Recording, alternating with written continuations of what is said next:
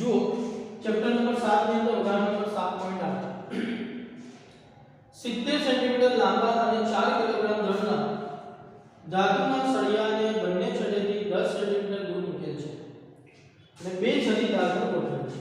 ચલો સૌથી પહેલા જોઈએ આપણે કે 70 સેન્ટીમીટર લાંબો સળિયો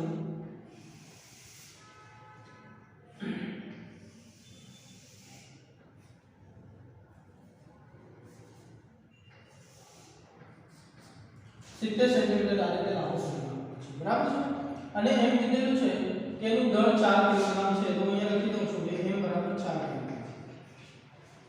પછી કે છે ભાઈ અહીંયાથી બંને છેડેથી 10 સેન્ટીમીટર અંતર દૂર. બંને છેડો એ બીજી અને આની છેડો બીજી 10 સેન્ટીમીટર દૂર, એટલે અહીંયાથી કંઈક 10 સેન્ટીમીટર આપણે માની લઈએ આટલું છે. અહીંયા એક છરીદાર ગોઠવેલું છે, બે છરીદાર ગોઠવેલું છે, એક અહીંયા છે અને એક અહીંયાથી 10 સેન્ટીમીટર દૂર, એટલે અહીંયા આપણે લઈ દઈએ. આ રીતે બે છરીદાર ગોઠવેલી છે લાઈન. આની ઉપર સળિયાને ટેકવેલો છે.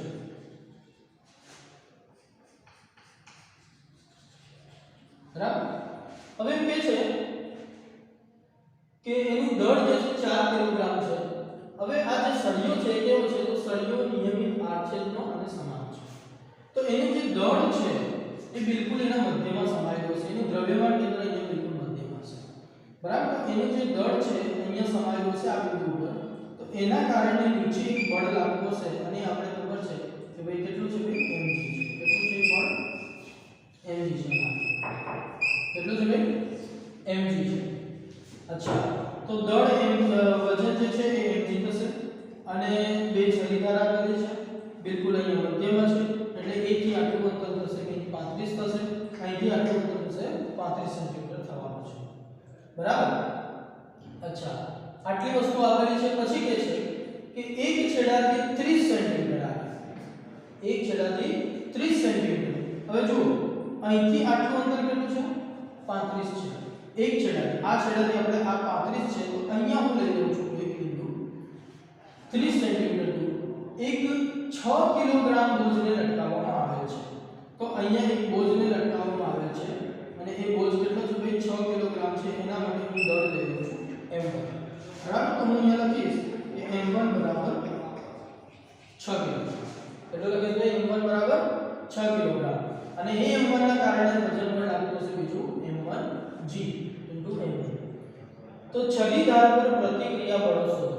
હવે જુઓ છરીદાર અહીંયા સંપર્કમાં છે, અહીંયા આ છરીદાર અહીંયા સંપર્કમાં છે, તો સંપર્ક સપાટી આગળ ઉપરની તરફ શું લાગતું હશે? લંબ પ્રત્યાઘાતી બળ અથવા તો પ્રતિક્રિયા બળ લાગતું હશે. અહીંયા પણ ઉપરની તરફ શું લાગતું હશે? પ્રતિક્રિયા બળ લાગતું હશે. અચ્છા, આને હું કહી દઉં કે F1 પ્રતિક્રિયા બળ F1, આને હું કહી દઉં પ્રતિક્રિયા બળ F2, બરાબર છે. અને આ જે m1g છે એને હું કહી દઉં છું F3 અને આ mg છે એને હું કહી દઉં છું F4. આ રીતે ચાર બળો છે અહીંયા ટોટલ.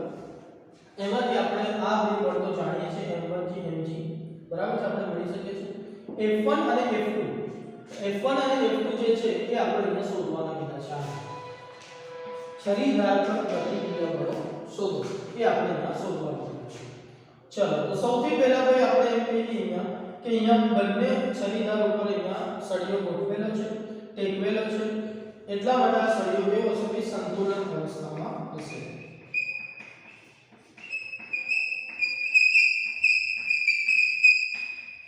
સળિયો કેવો હશે? કે સંતુલન અવસ્થામાં હશે. હવે સંતુલન અવસ્થામાં હશે તો આપણે ખબર છે કે આપણે બે સંતુલન અવસ્થા જાણીએ છીએ. એક છે રેખીય સંતુલન અવસ્થા અને એક છે ચાપગતિ. તો સૌપ્રથમ આપણે અહીંયા લઈએ રેખીય સંતુલન માટે. ચાલો, રેખીય સંતુલન માટે મેં તમને કીધેલું છે કે જેટલા બળો રેખીય બળો છે. હવે રેખીય બળ એટલે x અક્ષ ઉપર હોય અથવા તો y અક્ષ ઉપર હોય અથવા તો z અક્ષ ઉપર હોય, પણ એ x અને y બંનેમાં નહીં હોય. તો એવા જે રેખીય બળો છે આપણે શોધીએ તો જો એક આવે y અક્ષ ઉપર, આ પણ y છે, આ પણ y ઉપર છે, આ પણ y ઉપર છે. તો આવા જે રેખીય બળો છે એ બધાનો સદિશ સરવાળો શું થવો જોઈએ? 0 થવો જોઈએ. તો સદિશ સરવાળો 0 થવો જોઈએ. તો અહીંયા લઈ લઉં છું ચાર બળો છે F1 F2 F3 F4 શું થઈ જાય? 0 થઈ જાય રેખીય સંતુલન માટે. બરાબર છે. ચલો હવે f1 ની વાત કરીએ. તો f1 ને આની પેલા જે શોધવાના છે કોઈ વાંધો નથી, બહુ સરસ કામ આવ્યું. ઉપરની તરફ છે, ઉપરની તરફ એની દિશા મૂલ્ય એટલે દિશા ઉપરની તરફ છે એટલે આપણે લખી દઈશું અહીંયા પ્લસ f1. f2 ક્યાં છે ભાઈ? ઉપરની તરફ છે તો એના માટે તો લખશું આપણે પ્લસ. f3 નીચેની તરફ છે, નીચેની તરફ f3 નીચેની તરફ છે તો આપણે લખશું એને માઈનસ.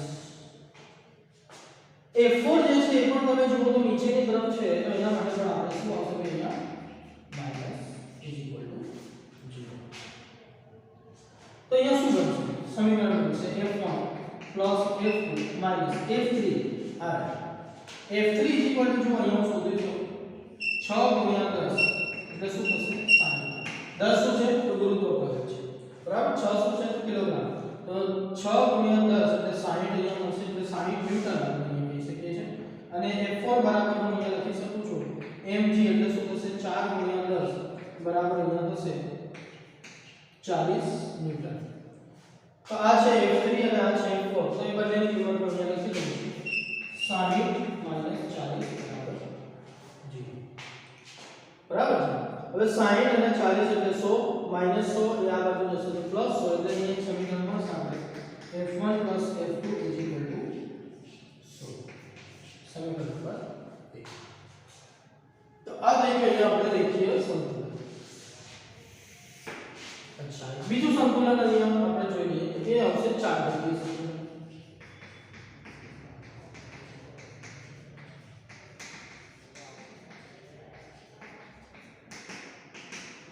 ચાર ગતીય સંતુલન. ચાર ગતીય સંતુલન માટે આપણે આગળ લેક્ચરમાં ભણી ગયા છીએ કે ચાર ગતીય સંતુલન માટે ટોર્કનો જે સરવાળો છે, ટોર્કનો જે સદિશ સરવાળો છે એ સદિશ સરવાળો કેવો થવો જોઈએ? શૂન્ય થવો જોઈએ બરાબર. અને બીજું કે અહીંયા ભાઈ ટોર્ક કેટલા લાગતા હશે? સૌથી પહેલો પ્રશ્ન એ આવશે. એટલે મેં તમને કીધેલું છે પહેલા કે ભાઈ જેટલા બળ એટલા ટોર્ક. તો ચાર બળ છે, ચાર ટોર્ક લખી નાખો. તો આપણે અહીંયા લખશું કે torque 1 torque 2 torque 3 torque 4 is equal to શું આવશે 0. બરાબર. ચલો હવે આપણે વાત કરીએ અહીંયા ભાઈ ટોર્ક એટલે શું? તો ટોર્ક નું સૂત્ર આપણે ખબર છે r ક્રોસ f બરાબર. તો આના માટે લખીએ આપણે r1 cross f1 plus r2 cross f2 plus R3 cross F3 plus R4 cross F4 is equal to શું આવશે 0. તો અહીંયા આપણે વાત કરીએ ભાઈ R1 R2 R3 આ બધા કયા છે? તો જુઓ તમે કોઈ પણ એક આપણે સંદર્ભ બિંદુ અહીંયા લેવું પડે. એ સંદર્ભ બિંદુથી આ જે બળ છે એનું આપણે અહીંયા લંબ અંતર જોઈ લઈશું બરાબર. એ માની લો કે ભાઈ આ સંદર્ભ બિંદુ આપણે લઈ લઈએ આને જ્યાં f1 છે, જ્યાંથી f1 નીકળે છે એ સંદર્ભ બિંદુ આપણે લઈએ બરાબર છે. તો સંદર્ભ બિંદુથી આ f1 સુધીનું લંબ અંતર કેટલું થશે? એ જ બિંદુમાંથી નીકળે છે અને એને જ આપણે સંદર્ભ બિંદુ લીધું છે એટલે એ બંને વચ્ચેનું અંતર તો 0 થવાનું છે.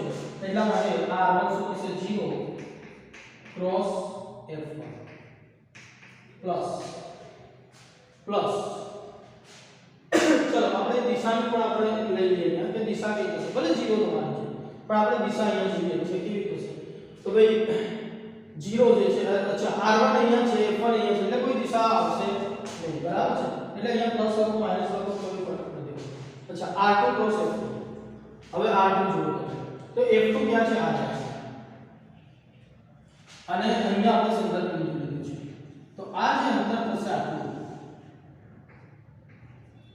આ જે અંતર થશે એ થશે r બરાબર છે. ટોટલ અહીંથી માંડીને આટલું અંતર થશે r2. તો r2 બરાબર કેટલા? તો આ બંને વચ્ચેનું અંતર કેટલું? તો જુઓ આખું અંતર કેટલું છે 70. આ 10 કાઢી નાખો તો ભાઈ 60.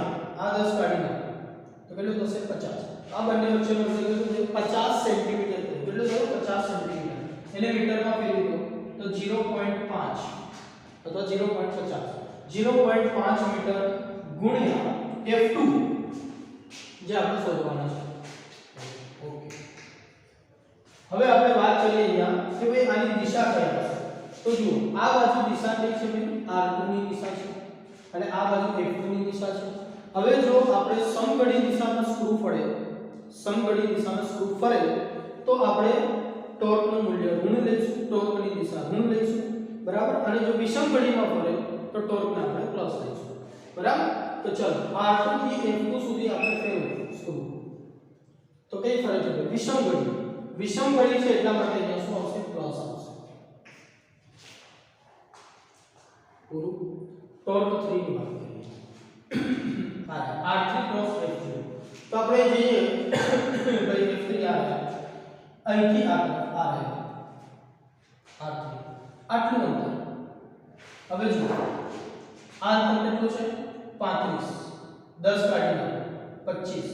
આ બંને વચ્ચેનું 5 હતું ને, તો આ 5 કાઢી નાખો તો કેટલું થશે ભાઈ? 20.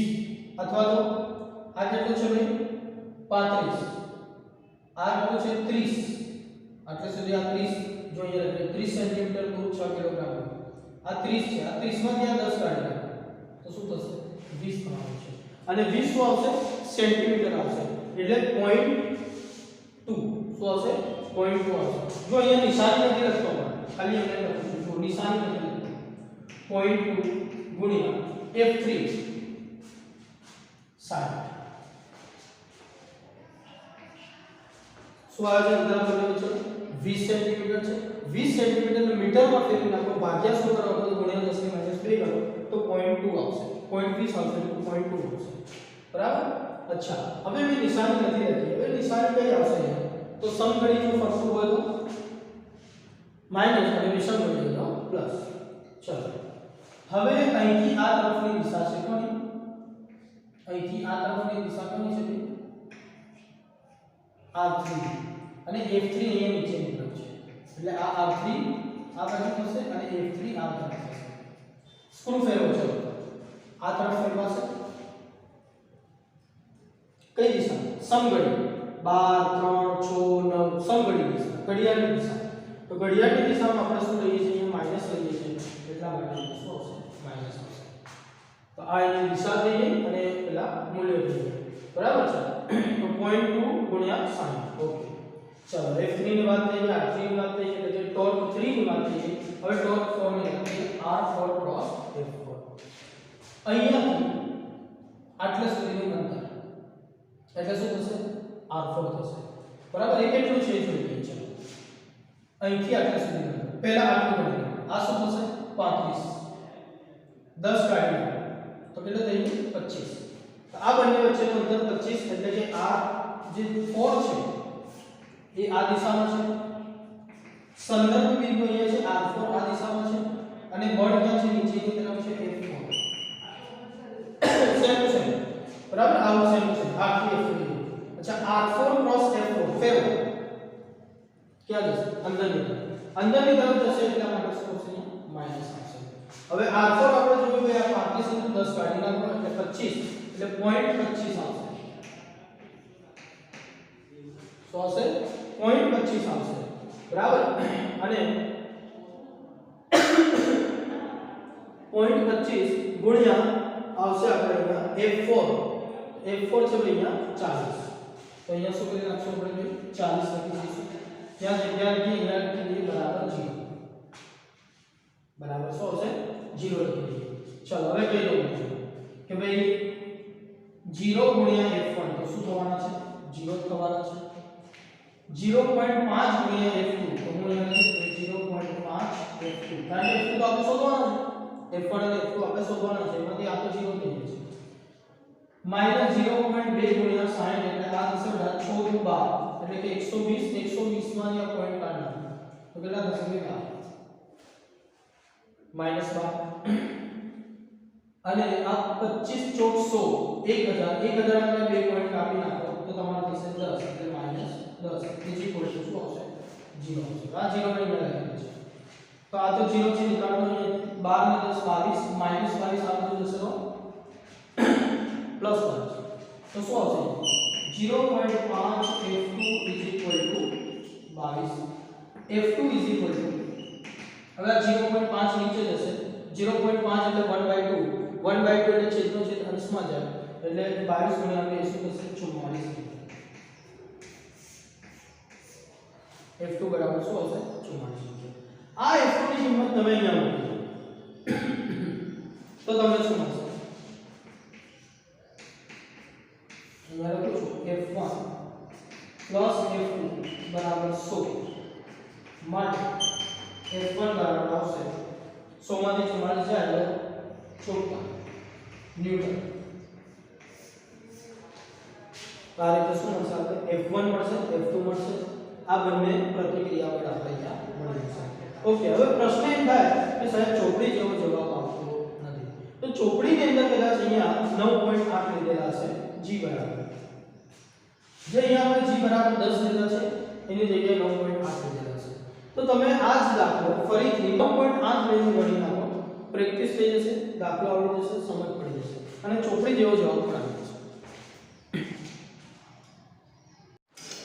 ચાલો જુઓ, હવે આપણે ચેપ્ટર નંબર 7 ની અંદર ઉદાહરણ 7.9 જોઈએ। 7.9 આપણે જોઈ ગયા છે। 7.9 માં રકમમાં કહે છે કે ભાઈ 1 મીટર લાંબી નિસરણી 20 કિલોગ્રામ બળ ધરાવે છે, તે ઘર્ષણ રહિત દિવાલ પર ઝુકાવે છે, બરાબર। અહીંયા આપણે શું કરશું ભાઈ? સૌથી પહેલા એક 3 મીટર લાંબી નિસરણી છે અને 20 કિલોગ્રામ બળ ધરાવે છે અને દિવાલ પર ઝુકાવે છે, તો અહીંયા એક દિવાલ લઈએ, બરાબર। શું કરશું? અહીંયા આપણે દિવાલ લઈશું અને આ દિવાલ ઉપર આ રીતે નિસરણી ઝુકાવેલી છે, આ રીતે, બરાબર। અને અહીંથી આટલું જે અંતર છે એ 1 મીટર જેટલું આપેલું છે, જે અહીંયા કહે છે લખેલું। જુઓ કે આકૃતિમાં દર્શાવ્યા પ્રમાણે તેનો નીચેનો છેડો દિવાલથી 1 મીટર દૂર છે, બરાબર। અને આ જે નિસરણી છે એની લંબાઈ આપેલી છે આપણે 3 મીટર। બીજું કે શોધવાનું છે કે જો આપણે દિવાલ અને ભોંય તળિયાના પ્રતિક્રિયા બળો આપણે શોધવાના છે, બરાબર। અને આ દિવાલ બિલકુલ કેવી છે? ઘર્ષણ રહિત છે, એટલે આ દિવાલ ઉપર કોઈ ઘર્ષણ બળ છે નહીં। હવે ઘર્ષણ બળ અહીંયા નથી, જો અહીંયા પણ ઘર્ષણ બળ ના હોય તો શું થાય? નિસરણી સ્થિતિ નીચે આવી જાય, તો અહીંયા શું થશે? કે ઘર્ષણ બળ છે એટલે કે આ સપાટી ખંભજલી હશે, તો આ નિસરણીને રોકવા માટે ઘર્ષણ બળ આ દિશામાં લાગશે, બરાબર। એટલે કે F આ દિશામાં લાગતું હશે। અચ્છા, અહીંયા સીડીને ટેકવેલી છે, અહીંયા સંપર્ક બળ છે, સંપર્ક બળ છે, બીજું કોઈ અહીંયા બળ નહીં હોય, એટલા માટે કારણ કે ઘર્ષણ બળ બીજું નહીં હોય, તો અહીંથી આ તરફ આપણે પ્રતિક્રિયા બળ આપણે કહી દઈએ કે F1, બરાબર છે। પ્રતિક્રિયા બળ તો લંબ પ્રત્યાઘાતી બળ કે બની શકે છે, તો આ તરફ લાગશે F1, અહીંથી આ તરફ થશે F ઘર્ષણ, બરાબર છે। અચ્છા, હવે અહીંયા એક બીજી સંપર્ક સપાટી છે, નિસરણી અને આ બંને, તો આ સંપર્ક સપાટી પર ઉપરની તરફ શું લાગશે? સંપર્ક સપાટી પર બિલકુલ લંબ દિશાની અંદર શું લાગતું હશે? કોઈ એક બળ લાગતું હશે, જેને આપણે શું કહીએ ભાઈ? M, નોર્મલ ફોર્સ છે, એટલા માટે એને આપણે M તરીકે દર્શાવી છે। આ F છે। હવે જો એક બળ થયું આ F અને એક થયું આ M, આ બંનેનું પરિણામી બળ ક્યાંક અહીંથી આ તરફ આપણે મળશે, જે આ નિસરણી અને આ ભોંય એ બંનેનું શું હશે? અહીંયા પ્રતિક્રિયા બળ હશે, એ કંઈક આપણે કહી દઈએ F। ખ્યાલ આવે? બળ જોઈ લેજો બધા। એક થશે F1, જે આ દિવાલ અને નિસરણી એ બંને વચ્ચે પેલું થશે શું કે પ્રતિક્રિયા બળ થશે। ભોંય તળિયું અને નિસરણી એનું આ F2 થશે। કેવી રીતે F2 આવે છે? તો એક છે F આ તરફ અને એક છે N ઉપરની તરફ, આ બંનેનું પરિણામી શું આવશે? F2 આવશે। પ્રશ્ન એ થાય સાહેબ અહીંયા કેવું થયું છે? તો અહીંયા જુઓ, અહીંયા નિસરણી છે અને આ દિવાલ બિલકુલ ઘર્ષણ છે નહીં, એટલા માટે ઘર્ષણ બળ તો હશે નહીં, માત્ર એક જ બળ છે F1 અને એ સંપર્ક સપાટી આ રીતે છે, તો લંબ દિશાની અંદર આ બળ લાગવાનું છે। અચ્છા, બીજું એને કીધું છે કે 20 કિલોગ્રામ દળ ધરાવે છે। હવે જે નિસરણી છે એનું દ્રવ્યમાન કેન્દ્ર ક્યાંક અહીંયા હશે, અને આ દ્રવ્યમાન કેન્દ્રના કારણે નીચેની તરફ શું લાગતું હશે? વજન બળ લાગતું હશે, બરાબર। આને હું હજુ નીચેની તરફ ખેંચું, નીચેની તરફ શું લાગતું હશે? વજન બળ લાગતું હશે mg, બરાબર છે। આ mg નીચેની તરફ લાગતું હશે અને એને આપણે કહીએ w। 1 2 3 4 5 બળો છે ટોટલ, એમાંથી 1 2 3 અને 4 આ રેખીય બળો છે, બરાબર। જોઈ લઈએ કે શા માટે રેખીય બળ કહું છું।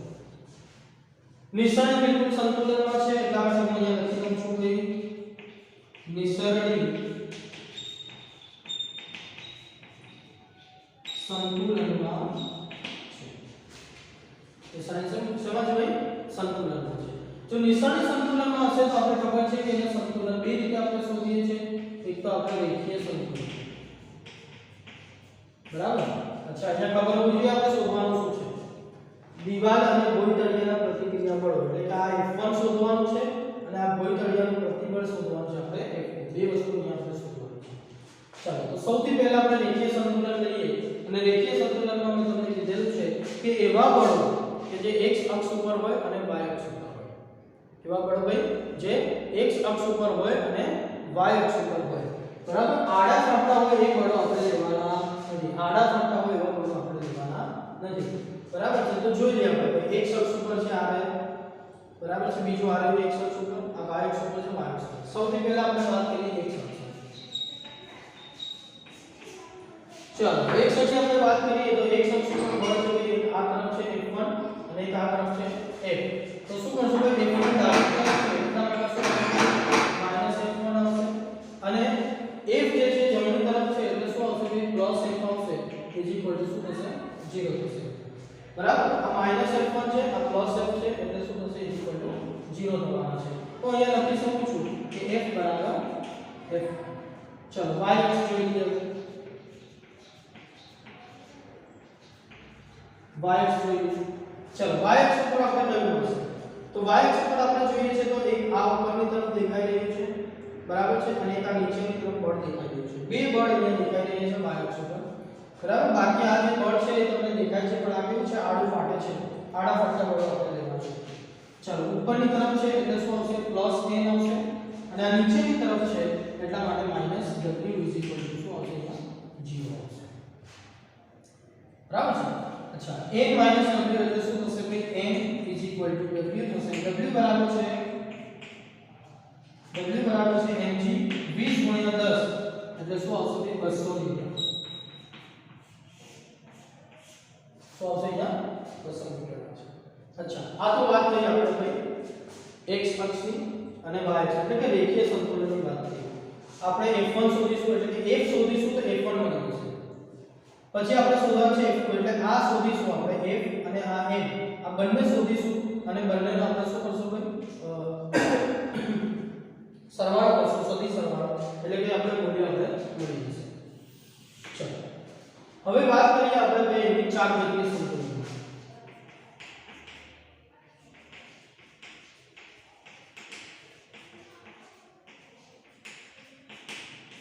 ચાર રેખીય સંતુલન માટે વાત કરીએ. चलो, चार गतीय संतुलन માટે મેં તમને કીધું છે કે ભાઈ ટોર્ક બરાબર શું થવું જોઈએ? 0 થવું જોઈએ. ટોર્કનો જે સરવાળો છે સદિશ સરવાળો શું થવો જોઈએ? 0 થવો જોઈએ.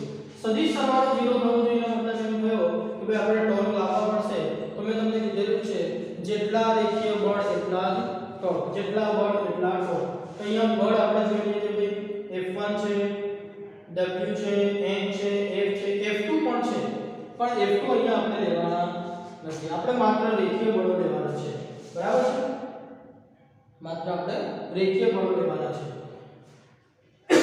ચલો જુઓ, ટોર્ક બરાબર શું હશે? 0 થશે. એટલે ટોર્ક બરાબર શું હશે? ટોર્ક 1, ટોર્ક 2, ટોર્ક 3, ટોર્ક 4, બરાબર છે. આ બધાનો સરવાળો શું થવો જોઈએ? 0 થવો જોઈએ. એટલે = શું આવશે? 0 આવશે, બરાબર. આપણે ટોર્ક 1 ટોર્ક 2 એ આપણે નક્કી કરી દીધું. આને આપણે લઈશું નંબર 1, આને આપણે લઈશું નંબર 2, આને આપણે લઈશું 3, હજુ કોઈ બાકી રહે છે કે? આ બાકી રહી ગયું. આને આપણે લઈશું 4, બરાબર છે. ચલો, પહેલા બળની વાત કરીએ. તો ટોર્ક શોધતા આપણે ખબર છે ટોર્ક શોધવા જઈએ તો સૌથી પહેલા આપણે સંદર્ભ બિંદુ લઈએ. ચલો, હું સંદર્ભ બિંદુ અહીંયા પસંદ કરું છું. અહીંયા સંદર્ભ બિંદુ પસંદ કરું છું. હવે સંદર્ભ બિંદુ આગળના દાખલામાં જોઈએ. જો સંદર્ભ બિંદુમાંથી કોઈ બળ નીકળતું હશે તો એ બળ સંદર્ભ બિંદુમાંથી જો એ બળ નીકળતું હશે તો ત્યાં ટોર્ક શું આવશે? 0 આવશે. n નો પણ ટોર્ક 0 થાય, f નો પણ 0 થાય, f2 નો પણ 0 થશે જો આપણે લઈએ તો, બરાબર. કારણ કે સંદર્ભ બિંદુમાંથી નીકળે છે એટલા માટે અહીંયા 1 અને આ 4 1 અને 4 આ સંદર્ભ બિંદુમાંથી નીકળે છે એટલે એનું તો ટોર્ક શું થઈ જશે 0 થઈ જશે એટલે હું અહીંયા લખું છું 0 બરાબર છે પ્લસ અહીંયા કંઈક આવશે ટોર્ક 2 ફરીથી લખી દઉં છું ભાઈ અને અહીંયા 0 શું આવશે 0 આવશે ચલો આ બંને નીકળી હવે ટોર્ક 2 ની વાત કરીએ ટોર્ક 2 તો નંબર 2 આપણે આને કીધા છે તો આ જે બળ છે નીચેની તરફ છે અને સંદર્ભ બિંદુથી અંતર એટલે લંબ અંતર આ તરફ છે એટલે આટલું લંબ અંતર છે અને આ બળ છે નીચેની તરફ બરાબર તો આ થશે આપણે એના માટે r1 લઈએ શું લઈએ અને r1 લઈએ તો હું અહીંયા શું લખીશ ભાઈ ટોર્ક 2 માટે r1 ક્રોસ w બરાબર અચ્છા 2 છે એટલા માટે આપણે અહીંયા 2 લખીએ છીએ r2 ક્રોસ w અહીંયા આટલું અંતર r2 લઈએ અને સ્થાન સદિશ બરાબર છે હું અહીંયા લખું છું સ્થાન સદિશ r2 એના માટે આપણે r2 ક્રોસ w આવશે બરાબર છે આ તો આ આપણે શોધવું પડશે સમજ પડે છે જો આ મને શોધવું હોય તો હું શું કરીશ કે આ જે અંતર છે એ કેટલું થશે પહેલા તો મને કહી દો તો આ 3 છે આ 1 છે 3 * 9 - 1 8 8 નું વર્ગમૂળ એટલે 2√2 થશે ટોટલ કેટલું થશે 2√2 થશે બરાબર છે અને આપણે ત્રિકોણ માટે જાણીએ છીએ કે જો કર્ણનો મધ્ય બિંદુથી આ રીતે સીધી રેખાખંડ દોરવામાં આવે તો આ બાજુના શું કરશે બંને સરખી કરી નાખશે એક જે રેખા વિભાજિત થશે તો આ 2√2 છે તો આ કેટલા થઈ જશે √2 થઈ જશે આ પણ કેટલા થઈ જશે √2 થઈ જશે ભાગ્યા 2 બરાબર હવે આ √2 છે આ આખું 3 છે અહીંયા મધ્ય બિંદુ હશે એટલે આ 1.5 હશે હવે આપણે કાટકોણ ત્રિકોણ બની ગયું તો આ કર્ણનો વર્ગ બરાબર શું થશે બે બાજુના વર્ગનો સરવાળો તો આ કર્ણના વર્ગમાંથી આ બાજુના વર્ગને આપણે બાદ કરી નાખીશું બરાબર છે હવે જો આ કાટકોણ ત્રિકોણ માટે તમારે પાયથાગોરસ તો આવડવું જોઈએ પછી એ ના આવડે તો પછી બંધ કરતો પડવાનું ઉદાહરણ 1.5 નો વર્ગ ઓછા વર્ગમૂળમાં 2 નો વર્ગ તો આપણે આ મળશે 1.5 એટલે ભાઈ 15 225 2.25 - 2 તો શું થશે ભાઈ 0.25 નો વર્ગમૂળ એટલે 0.5 હવે આ જે 0.5 છે આ 0.5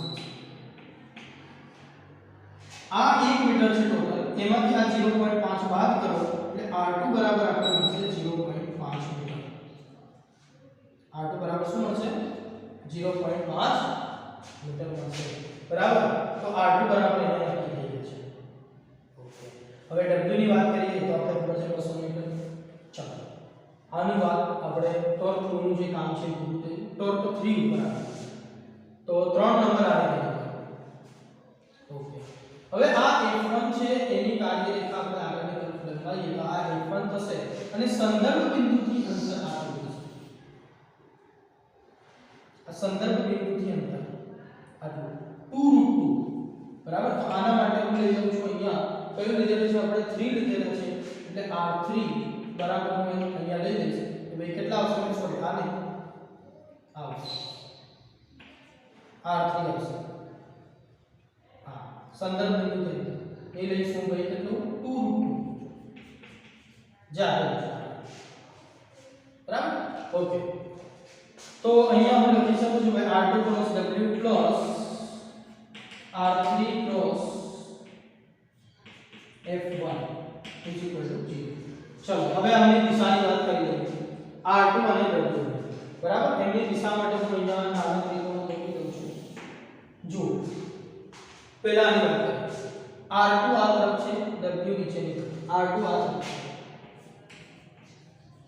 તરફ w નીચેની તરફ છે ચલો આની વાત કરીએ તો અહીંથી f1 જે છે આ તરફ છે f1 આ તરફ છે અને આ કાર્યરેખાથી અંતર ઉપરની તરફ છે f1 આ તરફ છે f1 આ તરફ છે f1 આ તરફ છે અને આ જે આપણે લીધા હતા r શું લીધા હતા f1 માટે r શું લીધા હતા 3 ઉપરની તરફ બરાબર જો સમઘડીમાં ફરશે તો માઈનસ વિષમઘડી ફરશે તો પ્લસ ઓકે ચલો તો આની દિશા આપણે જોઈએ r2 થી w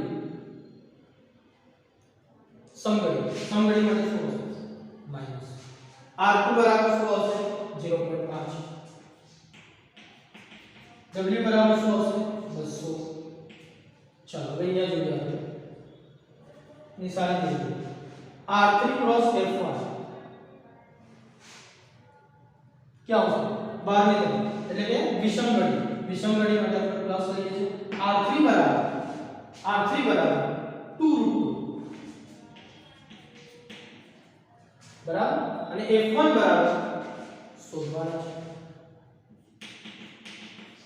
ઓકે આ માઈનસ આ તરફ જશે તો શું થશે f1 2√2 इज इक्वल टू શું થશે આ તરફ 200 ભાગ્યા 2 થશે 0.5 એટલે 1/2 200 ભાગ્યા 2 એટલે 100 એટલે અહીંયા શું આવશે 100 આવશે એટલે f1 ઇઝ ઇક્વલ ટુ આવશે તમારે અહીંયા આ બે નીચે જશે એટલે 50 અને આ √2 પણ નીચે જશે એટલે 50/√2 આવશે સોરી 50/5 નીચે જશે 50 થઈ જશે અને પેલા √2 પણ નીચે જશે એટલે 50/√2 f1 મળશે બરાબર છે અચ્છા હવે f1 આપણે મળી ગયા છે બરાબર આ રીતે લંબ પ્રતિક્રિયા પર જે શોધવાનું તે સીધું મળી જાય f1 બરાબર 50/√2 અચ્છા બીજું આપણે શોધવાનું છે f2 કોના બેનો સરવાળો છે કયા બેનો સરવાળો છે f2 બરાબર એ આપણે અહીંયા જોઈ લઈએ કોનો સરવાળો છે ચલો તો f2 એ બે બળોનો સદિશ સરવાળો છે એક તો આ રહ્યા f અને આ રહ્યા n બરાબર તો હું અહીંયા લખીશ ભાઈ f2 બરાબર n પ્લસ f f2 મૂલ્ય શોધવા માટે બંનેના વર્ગનો સરવાળો વર્ગમૂળ બરાબર છે તો શું આવશે n2 પ્લસ f1 બરાબર f છે એટલે જે f1 મળ્યા છે એને f માં આપણે મૂકી શકીએ છીએ અહીંયા શું આવશે કે f નો સ્ક્વેર તો f2 તમને મળશે અહીંયા n નો વર્ગ 200 નો વર્ગ f નો વર્ગ f એટલે f1 એટલે 50/√2 એટલે કેટલા થશે ભાઈ 50 નો વર્ગ upon √2 નો વર્ગ એટલે આખો નો વર્ગ કરીશું અને એની શું થશે વર્ગમૂળ થશે બરાબર છે f2 બરાબર અહીંયા સાદુરૂપ તમે આપો 200 નો વર્ગ છે અહીંયા બરાબર છે પ્લસ આ સાદુરૂપ તમે આપી શકશો તો 100 પાછળ 2500 પેલા થઈ જશે 2 એટલે કામ કરો તમે સાદુરૂપ જાતે આપી દો અને જવાબ શોધી નાખો જવાબ તમે કહી દો કોઈ વાર f2 બરાબર ચલો શોધી નાખો f2 બરાબર જવાબ શોધી નાખો જે આવશે શું આવશે ન્યૂટનમાં આવશે અહીંયા પણ શું આવશે ન્યૂટન આવશે બરાબર f1 બરાબર 50/√2 અને f2 બરાબર તો આ રીતે આપણે પ્રતિક્રિયા બળ શોધી શકીએ છીએ